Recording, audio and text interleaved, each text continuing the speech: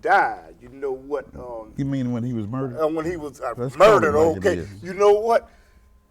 The black politicians asked, "Are you with us?" He said, "No, I'm not with y'all. I'm with them." Right. I'm exactly. talking about the Burks and the Jump ship. Podoliaks. Jump ship. So Jump he's ship. a hypocrite. Oh yeah, he is.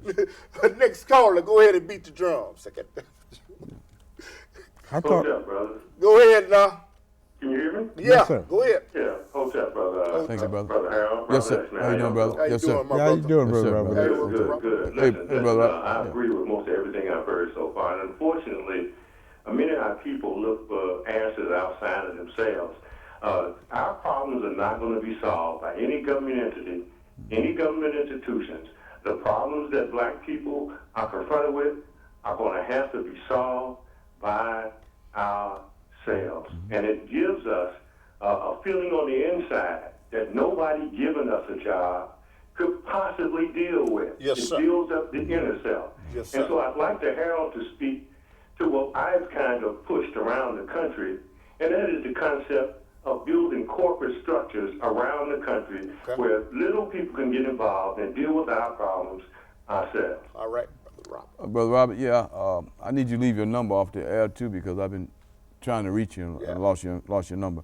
Well, basically, what he's saying is that I do farming in Covert, Michigan, and for every acre of farmland produces 50 jobs. Yes, sir. And so, if I sit on 200 acres, I can create 10,000 jobs tomorrow if I had the proper capital and things to work with. Yes, sir. And so, by being able to feed ourselves, and then being able to take this produce and bring it into the stores. Yes, sir. I've been asked by Walmart to grow food for the South Haven, Michigan store, but I refuse to do that until I feed my people. Yes, sir. And so, and then by feeding our people and creating stores, then we create jobs.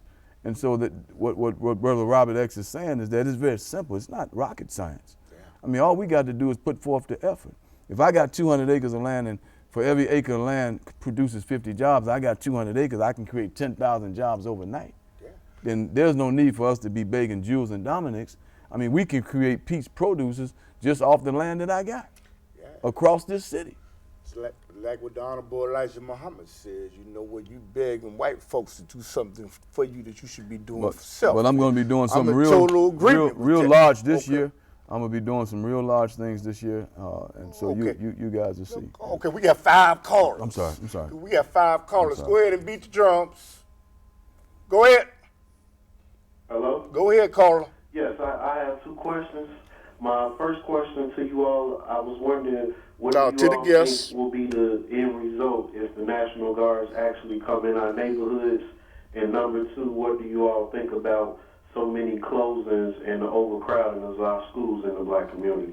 That's for the guests. Okay. Well, if the National Guard comes into the community, I mean, Jody Weiss said that only 9% of the city blocks are creating these problems. So if you know that, then why would you be asking the National Guard to come in? I think it creates a police state, and nobody wins in that condition. New World Order. But if I remember correctly, it wasn't Jody Weiss that wanted those to come in, Jody Weiss.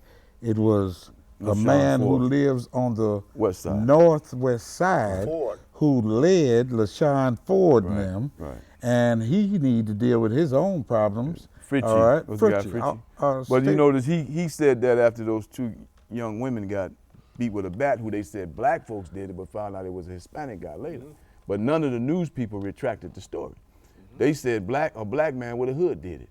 They never retracted the story. None of the news stations, none of them. And so he came out, but remember, LaShawn Ford was the only state rep or state senator that stood with Quinn during the primary. Wow. He was the only one. So we know Pat Quinn sent Ford out there.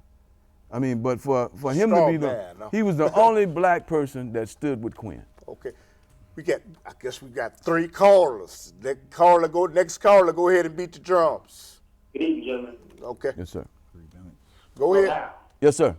Yes, I want to piggyback on something I heard you say on the show with Brother Boise. You said that the black man is the problem and the black man is the solution to this problem. is these poo-butt popcorn parents that cannot get control of their children that's creating the problems on the street. We got to quit blaming Mayor Davis, Jody Weeks, and we got to take back our streets. Thank you. Yeah, no, I agree totally. I mean, all of this starts in the home. I mean, and so the brother's right. I mean, we the problem and we the solution. But the issue is that what's in the home. You know, I mean, you say it takes a village to raise a child, but what's in the village? I mean, we don't have communities, we have we don't even have neighborhoods, we have hoods. And what goes on in a hood is a covering to cover up things that are bad. I mean, they cover up, they don't tell when people get shot.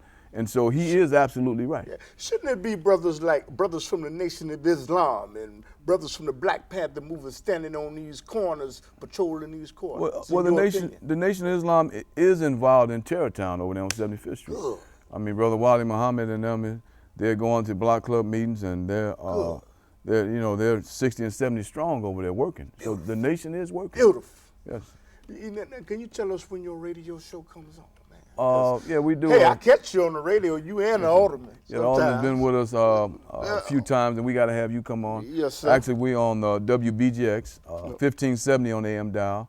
It's a gospel station, 190 churches and us. We're the first talk show on there. Yes. And we come on Wednesday from 2 p.m. to 4 p.m. And we come on Thursday from 2:15 to 4 p.m.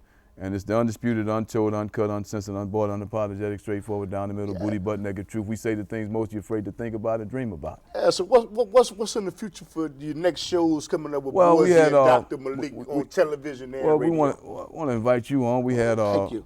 We had Tony Castoni on, who has wrote a book about the slavery in Illinois. Yes, sir. We had Tony Burrows on Thursday, who did the DNA and talked about the DNA with Sharpton and Strom Thurmond, which he totally disputed what they put in the news. Yes, sir. He said there was no blood-related relative. It was Strom Thurmond's people had bought some of Sharpton's people and made slaves out of them. Oh, wow. And we've had a renowned nutritionist to talk about the issues of diet. Yes, sir. We've had Marshall from the Shylights. Okay. We got Chuck Barstow from the Dales coming on next week. And so what we're trying to do is just bring information to people.